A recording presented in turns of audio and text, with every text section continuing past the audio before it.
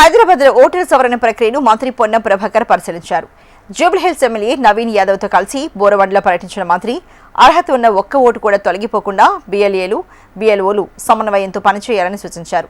ప్రతి ఓటర్ ఎమ్యునరేషన్ ఫారాన్ని తప్పనిసరిగా నింపాలని, జూలై 24తో గడువు ముగినున్న నేపథ్యంలో ప్రజలకు విస్తృతంగా అవగాహన కల్పించాలని కోరారు. ప్రజాస్వామ్యంలో ఓటు హక్కు అత్యంత కీలకమని, బిఎల్ఓలపై దాడులు చేయకుండా ప్రజలంతా సహకరించాలని మంత్రి పొన్నం ప్రభాకర్ విజ్ఞప్తి చేశారు. తెలంగాణ వ్యాప్తంగా ఓటర్ల సవరణ కార్యక్రమం జరుగుతూ ఉంది. రాష్ట్ర వ్యాప్తంగా ఓటర్ల సవరణ ఒక ఎత్తు అయితే, హైదరాబాద్ క్యూర్ ఏరియాలో ఉన్నటువంటి ఓటర్ల సవరణ ఒక ఎత్తు.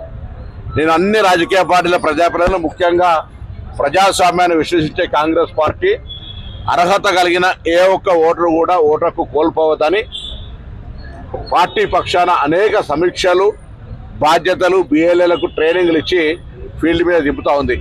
అయినప్పటికీ కూడా ఇక్కడ హైదరాబాద్లో కంపేరిటివ్ గ్రామీణ ప్రాంతాల ఓటర్ సవరణ తీసుకుంటే చాలా తక్కువగా ఉంది.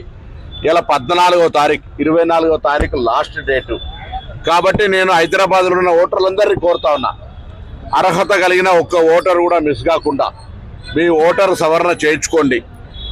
సింపుల్, బిఎల్ఓ ఉన్నాడు, బిఎల్ఏ ఉన్నాడు, లేదంటే ఆన్లైన్లో ఉంది. ఏ పద్ధతిలోనైనా సరే ఓటర్ల సవరణ సందర్భంగా మీ ఓటు హక్కును కోల్పోయే ప్రయత్నం జరగద్దని నేను ఈ సందర్భంగా గౌరవ శాసనసభ్యుడు నవీన్ యాదవ్ గారి నియోజకవర్గంలో ఈరోజు ఈ సవరణ కార్యక్రమాన్ని సమీక్షించడానికి వచ్చినాం. ప్రజాస్వామ్యంలో ఓటు హక్కు సవరణ కొరకు వస్తున్నటువంటి వాళ్ళను బాజాబ్తా ఎన్నికల కమిషన్ టోపీ పెట్టింది, బ్యాడ్జ్ ఇచ్చింది. ఈ కార్యక్రమం జరుగుతున్నాయి కాబట్టి బ్యాగుతో సహా వాళ్ళకి రికగ్నిషన్ కొరకు ఇచ్చినారు. కాబట్టి వాళ్ళకి అందరూ సహకరించమని సందర్భంగా కోరుతాం.